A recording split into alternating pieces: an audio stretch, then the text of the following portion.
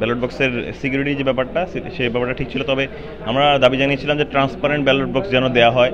সেই জায়গায় প্রশাসন আসলে ট্রান্সপারেন্ট ব্যালট বক্স আসলে নিশ্চিত করতে পারেনি। এটি আসলে একই আমার দুঃখজনক ব্যাপার। এটি আসলে সচেতনভাবে যদি আমলে নেওয়া হতো তাহলে খুব ভালো হতো। না, অবশ্যই ফাঁকা ছিল ব্যালট বক্স। 10 নং ছাত্র হলের দুইটি ব্যালট বক্সই ফাঁকা ছিল। এখন পর্যন্ত নির্বাচনের পরিস্থিতি মোটামুটিভাবে শান্তশিষ্ট আমরা দেখতে পাচ্ছি, সুষ্ঠুভাবে পরিলক্ষিত হচ্ছে। তবে একটু সমস্যা হচ্ছে, যে সময়ে শুরু করার কথা ছিল আমরা দেখতে পাচ্ছি তার চেয়ে একটু বিলম্ব করা হয়েছে।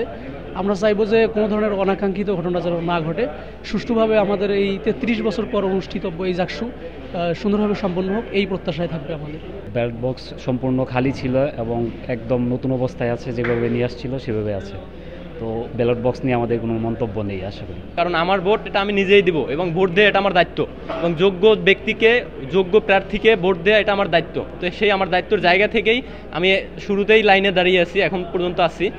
তো সেই দায়িত্ববোধ থেকেই আমি আসছি এখানে ভোট দেওয়ার জন্য। এলএমই সার্টিফাইড বিশ্বসেরা কপারে তৈরি ওয়ালটন কেবলস, যা আপনার স্থাপনাকে রাখবে সব সময় নিরাপদ। টেন্টেলে যারা দাঁড়িয়ে আছে ম্যাক্সিমাম দাঁড়িয়ে আছে কোনো না কোনো দলের আন্ডার থেকে, কিন্তু আমাদের শিক্ষার্থীদের নিজের স্বার্থের জন্য উচিত হবে হলো কি এমন কাউকে ভোট দেওয়া যার নিজের যোগ্যতা আছে। আমরা যদি এমন শুধু দল দেখে ভোটটা দিয়ে দিই, সে হতে পারে ওই কাজের জন্য সে যোগ্য না, সে হতে পারে আমার দলের লোক কিন্তু সে কাজের যোগ্য না।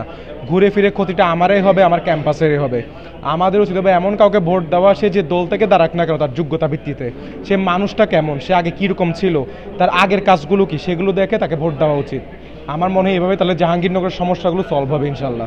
জাহাঙ্গীরনগরে জাকসুর আগে থেকে অন্যান্য যে সংগঠন ছিল, ছাত্র সংগঠন, সবগুলো ছাত্র সংগঠনই তাদের প্রার্থীরা যারা ছিল তারা জাকসু হবে এটা মাথায় রেখেই বিভিন্ন উন্নয়ন কর্মকাণ্ড করেছে, এবং তাদেরকে সবাই জাহাঙ্গীরনগরের স্টুডেন্টরা চিনে, এবং আশা করি তারা তাদের নৈতিক দায়িত্বটা সেভাবে পালন করবে, এবং যে প্রার্থীরা যেভাবে আমাদেরকে আশা দেখিয়েছে, ইশতেহার দিয়েছে, সেগুলো পূরণ করবে ইনশাল্লাহ।